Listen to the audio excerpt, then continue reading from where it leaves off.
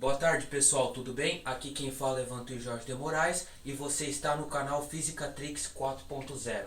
A nossa primeira aula de hoje, já que ninguém se pronunciou nos comentários, é sobre um conteúdo inicial de física que aborda o Sistema Internacional de Unidades e notações científicas.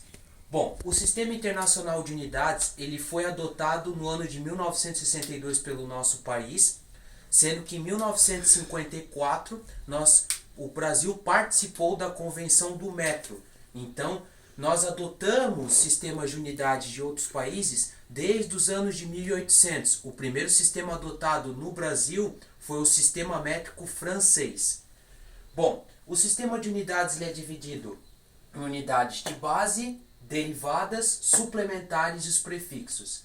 As unidades de base, elas são 6 especificamente. As 3 principais e as maiores são o comprimento, representado no sistema internacional por metros, massa, quilograma e tempo, segundos. Essas unidades são a base para as posteriores equações que são desenvolvidas na física, né? Os posteriores estudos, leis que são enunciadas na física, além também de outras deduções. Corrente elétrica, ampere, temperatura no sistema internacional, a unidade é Kelvin, quantidade de matéria para química e física, o sistema internacional, a unidade é mol, e a intensidade luminosa, que é pouco utilizado, é candela. Bom, a partir dessas unidades de base são realizadas as unidades derivadas. Essas unidades derivadas, a principal é a velocidade em metros por segundo. Essas unidades derivadas, elas são a razão entre as unidades de base. É daí que elas se originam. Por exemplo, a aceleração, metro por segundo ao quadrado. Então vejam que é uma razão, uma divisão da unidade de base comprimento em metros pela unidade de base tempo em segundos. Posteriormente temos as unidades suplementares, que elas não possuem dimensão. Um exemplo clássico é o ângulo, que no sistema internacional é representado por radianos. Essas unidades suplementares, elas são muito importantes, principalmente no estudo da geometria e também em alguns movimentos aí da física, como o movimento circular e uniforme, onde a velocidade angular é representada em função da posição angular que é dada em radianos.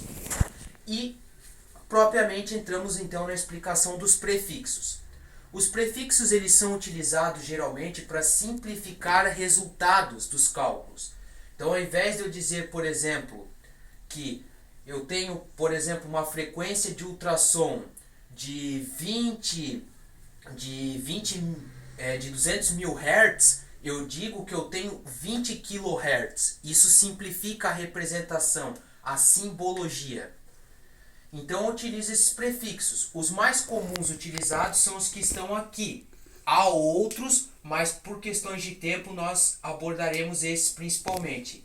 O quilo, representado pela letra K, que equivale a 10 na 3. Por exemplo, 1 quilograma nós sabemos que equivale a 1000 gramas, né? 1000 gramas por quê? Porque é 10 na 3 gramas, né? Devido à simbologia do quilo.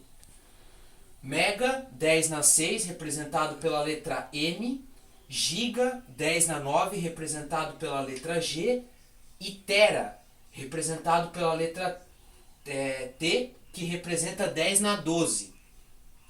Os prefixos menores do que 10 na 1 e 10 na 0, né? Na escala de 10 e 1, é 10 na menos 3 mili, 10 na menos 6 micro, né? Representado pela letra U da simbologia grega, 10 na menos 9 nano, só lembrar da nanotecnologia, né? Que trabalha com valores nessa escala, 10 na menos 12 pico, e aí tem outras simbologias entre outros prefixos entre esses principais. 10 na menos 10, que é o angstrom, né? Que é representado pelo A com essa bolinha em cima. 10 na menos 11, deci, né? Com simbologia D. E 10 na menos 2, centi. Só lembrar de centímetro, né? Centímetro é 100 partes do metro, né? Um metro tem 100 centímetros. e desce é 10 partes. Bom, para representar então como esses prefixos são importantes, eu anotei aqui, por exemplo, o ultrassom. O ultrassom ele é em frequências de 20 kHz a 200 MHz. O que isso significa? Que a frequência, Hertz é a unidade de frequência no sistema internacional, ela vai de 20 vezes 10 na 3 a 200 vezes 10 mega é na 6. Ou seja, o que isso quer dizer? Se eu fosse transformar simplesmente para o valor, você teria 2 vezes 10 na 4 Hz, que é igual a 200 mil Hz, como havia falado anteriormente, e 2 vezes 10 na 6 Hz, né? 200 vezes 10 na 6 Hz, que é 2 vezes 10 na 8 Hz, né?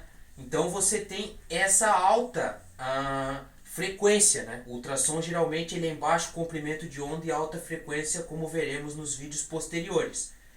Você verifica que se eu representasse 2,0000000, isso acabaria poluindo a minha resposta nos cálculos. Então a notação científica vem para simplificar a nossa representação numérica, né? E para que fique mais fácil. Igual o nano. Já imaginou? 0,00000. Então, para eu não utilizar essa quantidade de zeros antes, né? Então eu acabo representando 2,5 vezes 10 na menos 9, 10 vezes 10 na menos 9, ou por exemplo, 100 nanômetro, né? 100 nanômetro é 100 vezes 10 na menos 9, porque está na escala nano, né? Então a notação científica ela ajuda bastante. E por fim terminar com a simbologia dimensional. A simbologia dimensional, as principais são L para comprimento, M para massa, T para tempo, I para corrente elétrica, θ para diferenciar do tempo a temperatura, θ é um símbolo, né, do alfabeto grego, N é número, quantidade de matéria, né, número de mols, e I0 intensidade luminosa. A simbologia dimensional é para se realizar a verificação das unidades dentro das equações que nós disponibilizamos na física. Um exemplo, a segunda lei de Newton. Na segunda lei de Newton, o princípio da massa, eu digo que força é igual a massa vezes aceleração. Então eu represento, para verificar a unidade, que massa é representado por m na simbologia dimensional, vezes a aceleração. Ora, eu sei que a aceleração é a variação da velocidade com o tempo.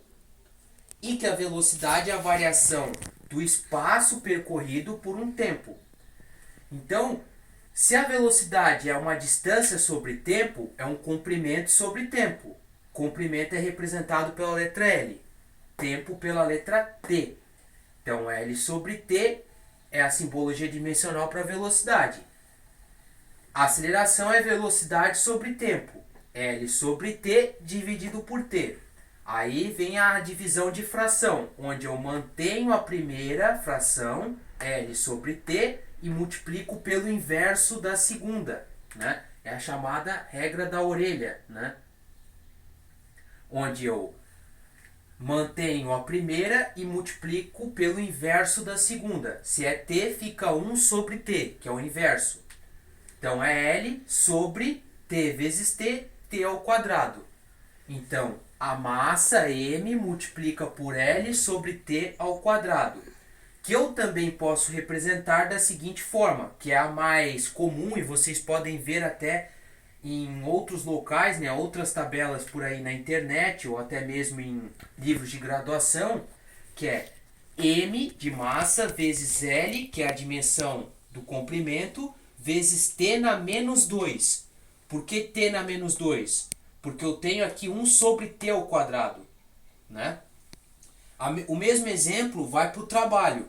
Eu sei que o trabalho é força vezes distância. Então vamos verificar, né, a simbologia dimensional. Força eu sei que é massa vezes comprimento vezes tempo na menos 2. Isso vezes a distância, que é um comprimento, né? Que é representado pela letra L. Então é m vezes L vezes t na menos 2 vezes L. L vezes L, L ao quadrado. Então a representação do trabalho é igual a massa m vezes L ao quadrado, uma dimensão de comprimento ao quadrado, vezes o tempo na menos 2. Né? Que eu também posso representar desta forma aqui. M vezes L ao quadrado dividido por T ao quadrado. É a mesma forma de representação. Só que aqui, ao invés de eu estar dividindo o termo tempo, eu estou multiplicando. E é isso, pessoal, que eu queria deixar hoje mais claro. Pessoal, deixem suas dúvidas na aba dos comentários, né? Qualquer dúvida em relação ao Sistema Internacional de Unidades, a simbologia, peço também para que vocês deixem o like no vídeo, compartilhem com seus amigos e o próximo assunto, caso não hajam comentários na aba desse vídeo, é cinemática. Nós começaremos com cinemática, com os conceitos de velocidade média, velocidade instantânea e aceleração. Valeu, pessoal, até a próxima!